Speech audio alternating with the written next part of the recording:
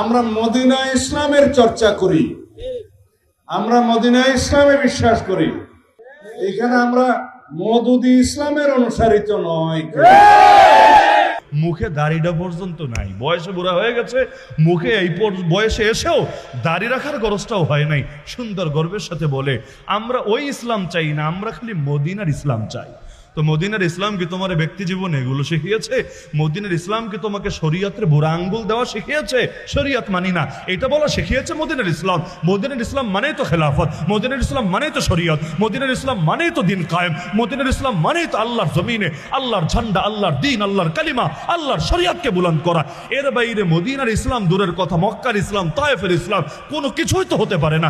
ইসলামের ভার্সন সেরফ একটা, লা ইলাহা ইল্লাল্লাহ, এক আল্লাহ ছাড়া দ্বিতীয় কারো আনুগত্য চলবে না। মসজিদেও আনুগত্য চলবে আল্লাহর, মাদ্রাসায় আনুগত্য চলবে আল্লাহর, সংসদেও আনুগত্য চলবে আল্লাহর, কোর্টেও আনুগত্য চলবে আল্লাহর, থানায়ও আনুগত্য চলবে আল্লাহর, প্রতিটা সেক্টরে সেক্টরে আনুগত্য চলবে আল্লাহর। যে মানে তার মুখে লা ইলাহা ইল্লাল্লাহ সাজে, আর যে মনে করে নামাজের খোদা একজন, রাজনীতির খোদা আরেকজন, রোজার খোদা একজন, অর্থনীতির খোদা আরেকজন, হজের খোদা একজন, বিচার আচারের খোদা আরেকজন। এজন্য কোরআন দিয়ে নামাজ পড়বো সমস্যা নাই, কিন্তু কোরআন দিয়ে বিচার করতে রাজি নাই, এইরকম কেউ যদি হয়, দুই নৌকায় এভাবে কেউ যদি পা রেখে যায়, সে লা ইলাহা ইল্লাল্লাহ বলতে বলতে মুখে ফেনা তুলে ফেললো, নিঃসন্দেহে সে বেঈমান বেঈমান বেঈমান।